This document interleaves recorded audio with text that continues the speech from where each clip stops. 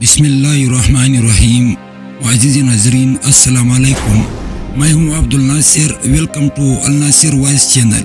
ناظرین آج کی اس ویڈیو میں میں آپ کو سلطان محمد فاتح کی زندگی کی مکمل حالات اور واقعات پیش کروں گا، جس میں سلطان محمد فاتح کب اور کہاں پیدا ہوئے، سلطان محمد فاتح کب تخت نشین ہوا، سلطان محمد فاتح نے پھر سے سلطنت عثمانیہ کو کیسے کھڑا کیا، سلطان محمد فاتح تخت نشین ہوتے ہی کون سا پالیسی اختیار کیا تھا. یہ سب جاننے سے پہلے اگر آپ میرے چینل پر نئے ہو تو برائے مہربانی میرے چینل کو سبسکرائب کریں تاکہ میری ویڈیوز آپ کو بر وقت ملتی رہے. سلطان محمد ثانی جو سلطان محمد فاتح کے نام سے معروف ہوئے تھے، 833 ہجری بمطابق 1429 کو پیدا ہوئے. سلطان محمد فاتح سلطنت عثمانیہ کا 7واں سلطان تھا، جنہیں فاتح کا لقب بھی ملا تھا. ان کا دور حکومت مسلمانوں کے لیے خیر و فلاح کا باعث بنے تھے. انہوں نے تقریباً 30 سال تک حکومت کی. اپنے والد کے وصال کے بعد 18 فروری 1451 کو تخت نشین ہوئے. اس وقت سلطان کی عمر 22 سال تھا. سلطان بے مثال شخصیت کا حامل انسان تھا. اس میں قوت اور عدل دونوں صفات بیک وقت جمع تھی. اسی طرح علم فنون میں شراکت رکھتے تھے. اس نے علم مدرسے العمرہ سے حاصل کیے تھے. سلطان محمد فاتح کئی زبانوں میں مہارت حاصل کی تھی. تاریخی کتب کے مطالعے کا خاص شوقین تھے. اسی چیز نے بعد میں انتظامی امور اور جنگی میدانوں میں ان کی شخصیت کو نمایاں کرنے میں اہم کردار ادا کیا تھا. حتیٰ کہ وہ تاریخ میں محمد فاتح کے لقب سے مشہور ہوا. قسطنطنیہ جیسے ناقابل تسخیر شہر کو فتح کرنے کا اعزاز حاصل کیا. سلطان محمد فاتح نے وہی پالیسی اختیار کی جو اس کے آباء و اجداد نے اختیار کی تھی. تخت نشین ہونے کے بعد سب سے پہلے اس نے مختلف تنظیمی اداروں کی تنظیموں کی اور مالی امور کو بہتر بنانے کی طرف خصوصی توجہ دی. اس نے ملکی ذرائع آمدنی اور اخراجات کی اس طرح منصوبہ بندی کی کہ اسراف اور عیش و عشرت کی گنجائش نہ رہی. فوج کی بھی تنظیموں کی اور اس کے مختلف شعبوں میں پائی جانے والی کمزوریوں کو دور کرنے کی طرف خصوصی توجہ دی. فوج کے لیے خصوصی رجسٹر بنائے اور ان کی تنخواہوں میں اضافہ کیا. نیز اس دور کے جدید اسلحے سے انہیں ہر طرح سے لیس کیا. ڈسپلن قائم کرنے کی غرض سے فوج کے لیے سخت قوانین تشکیل دیے. اگر کسی فوجی نے کوتاہی کی یا اپنی ڈیوٹی میں سستی کا شکار ہوا تو اسے نوکری سے الگ کر دیا گیا. دربار شاہی کی طرف بھی خصوصی توجہ مبذول کی. تجربہ کار منتظمین اور بہترین جرنیل اس کی مدد پر متعین کیے. انہوں نے سلطنت عثمانیہ کے استحکام اور ترقی میں بھرپور حصہ لیا. اور جب داخلی امور کی طرف سے کلی طور پر مطمئن ہو گیا تو مسیحی علاقوں کی طرف متوجہ ہوا اور ان کو پتہ کرنے اور ان میں اسلام کی اشاعت کے بارے سوچنے لگا. ان ہدف کو پورا کرنے کے سلسلے میں بہت سے عوامل اس کی مددگار ثابت ہوئے. ایک تو بیزنطینی شہنشاہیت یورپ کے دوسرے سلطنتوں کے ساتھ تنازعات کے سبب کمزور ہو چکی تھی اور اسے داخلی اختلافات کا بھی سامنا تھا. اس کے تمام علاقوں اور شہروں میں حکومت کے خلاف لاوافق رہا تھا. سلطان محمد یہ سب کچھ اپنی آنکھوں سے دیکھ رہا تھا.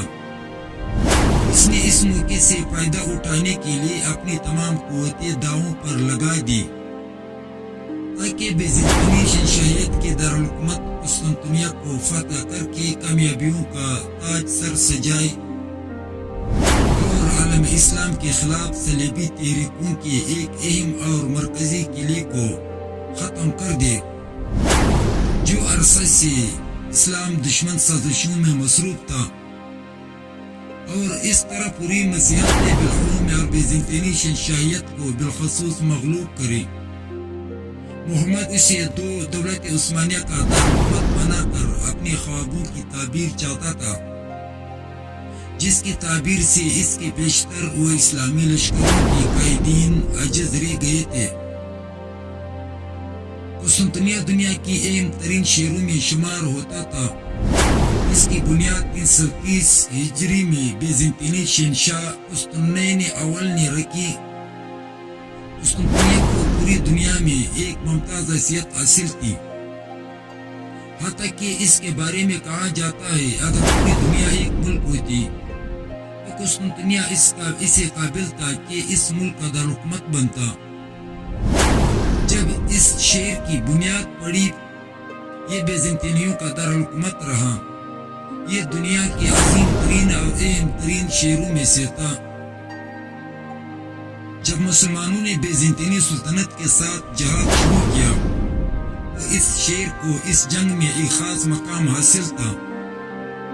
اسی لیے رسول اللہ صلی اللہ علیہ وسلم نے اپنے صحابہ کرام علیہ الرضوان کو کئی مواقع پر اس کی فتح کی بشارت دی۔ ان میں سے ایک موقع غزوہ خندق میں پیش آنے والا مشہور واقعہ ہے۔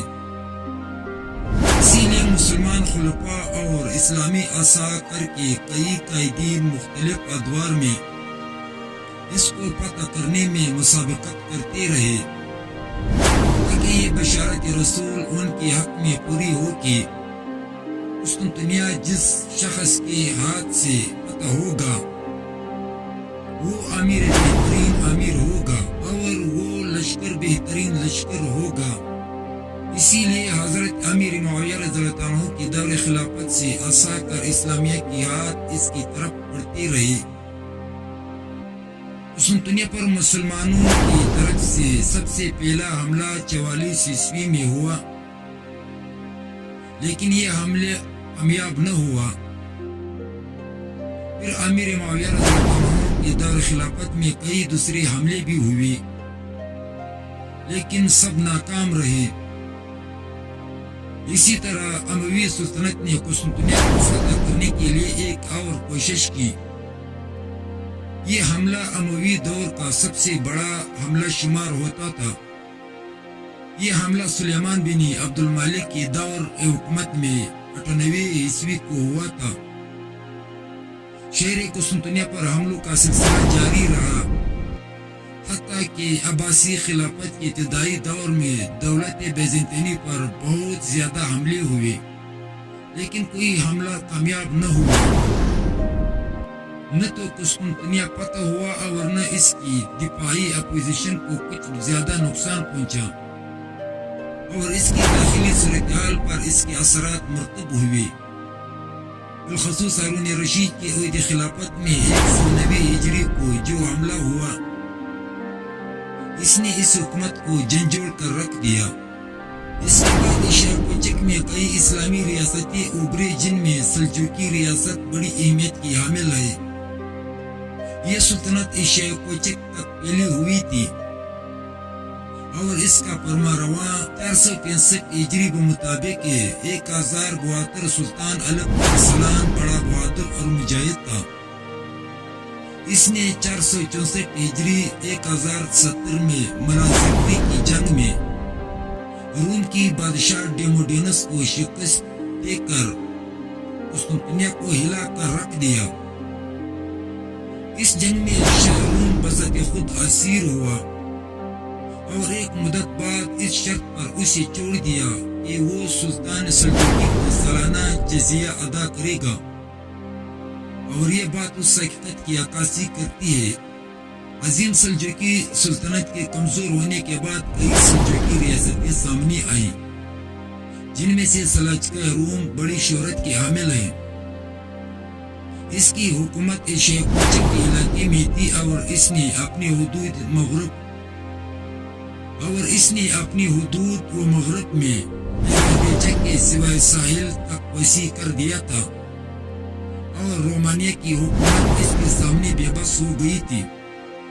8ویں صدی ہجری 14ویں صدی عیسوی میں سلجوقیہ روم کی جگہ عثمانیوں نے لے لی اور قسطنطنیہ کی فتح کی کوششیں ایک بار پھر سے شروع ہو گئے۔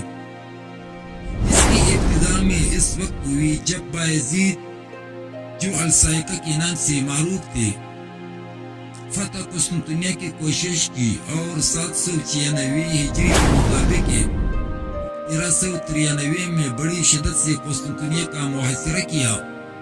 سلطان نے شہر کا محاصرہ اس شدت سے کیا کہ بیزنطینی شہنشاہ سے مذاکرات کے دوران یہ مطالبہ کیا کہ وہ شہر مسلمانوں کے حوالے کر دے، لیکن وہ ٹال مٹول سے کام لیتا رہا اور مذاکرات کو طویل دے کر اسلامی فوجوں کو قسطنطنیہ سے پیچھے دھکیلنے کے لیے یورپ سے مدد طلب کرتا رہا۔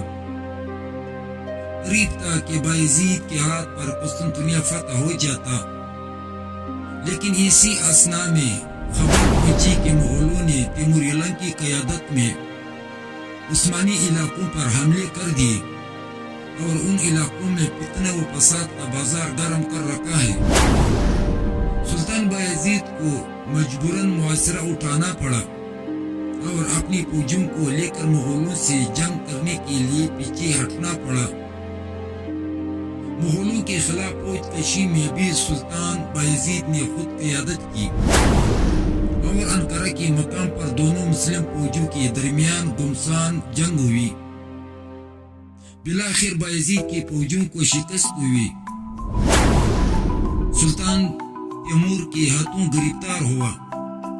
نتیجن دولت عثمانیہ افراتفری و انتشار کا شکار ہو گئی اور فتح قسطنطنیہ کی سوچ کچھ وقت تک کے لیے مدھم پڑ گئی۔